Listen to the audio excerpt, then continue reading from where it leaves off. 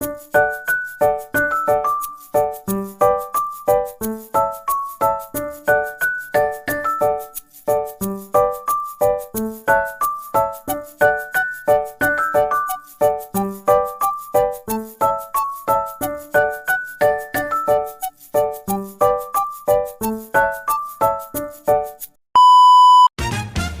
semua, kenalin aku Ingrita Saraswati Huta Barat dengan NIM 24080104112.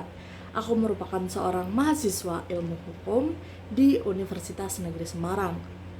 Pada kali ini aku pengen bahas mengenai sifat melawan hukum. Tapi sebelum masuk ke inti pembahasan, aku mau ngasih pengertian sedikit mengenai hukum pidana.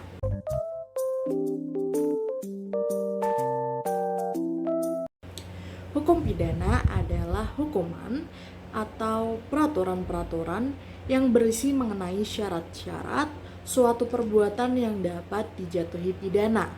Nah, perbuatan yang dapat dijatuhi pidana ini juga biasa disebut dengan perbuatan melawan hukum. Secara umum, apabila ditanyakan kepada orang-orang yang awam mengenai apa sih perbuatan melawan hukum itu, maka dapat dipastikan pada persentase tertinggi, kebanyakan dari mereka akan menjawab bahwa perbuatan melawan hukum itu adalah melakukan tindakan kejahatan atau melakukan tindakan yang bertentangan dengan hukum. Jika ditelaah, memang dari jawaban-jawaban tersebut tidaklah salah. Namun, perbuatan melawan hukum dapat diklasifikasikan. Nah, inilah yang menjadi pokok pembahasan kali ini, yaitu sifat melawan hukum.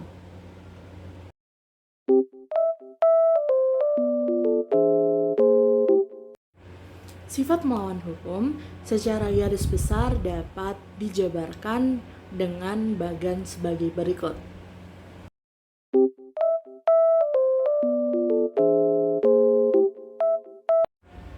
Sifat melawan hukum dapat dibagi menjadi dua. Yang pertama yaitu sifat melawan hukum formil, dan yang kedua adalah sifat melawan hukum material. Sifat melawan hukum formil adalah perbuatan yang dianggap sebagai perbuatan melawan hukum apabila melanggar ketentuan pidana atau bertentangan dengan undang-undang. Sedangkan pada sifat melawan hukum material, perbuatan yang dianggap sebagai perbuatan melawan hukum adalah perbuatan yang dilakukan belum tentu melanggar undang-undang, tetapi juga dimungkinkan untuk melanggar hukum yang tidak tertulis, yaitu kaidah atau kenyataan-kenyataan yang berlaku di masyarakat.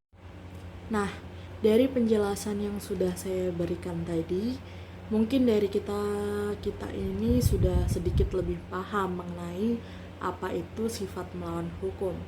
Tetapi mungkin juga sebagian dari kita tidak mengerti mengenai sifat melawan hukum material karena memang penjelasannya sedikit lebih membingungkan dibanding sifat melawan hukum formil.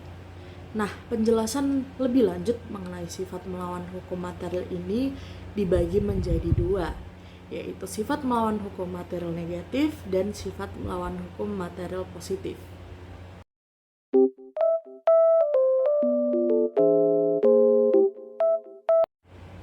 Sifat melawan hukum material negatif adalah perbuatan yang dilakukan memenuhi unsur delik dalam undang-undang, tetapi tidak dianggap sebagai tindak pidana karena tidak bertentangan dengan norma yang ada di masyarakat. Contohnya seperti karapan sapi di Madura. Sedangkan pada sifat melawan hukum material positif, perbuatan yang dilakukan tidak memenuhi unsur delik dalam undang-undang, tetapi dianggap sebagai tindak pidana karena bertentangan dengan norma di masyarakat dan mungkin bahkan bisa membahayakan kepentingan umum. Contohnya seperti hubungan badan di luar nikah karena mencoreng nama baik beberapa orang. Nah, itu tadi pembahasan mengenai sifat melawan hukum secara garis besar.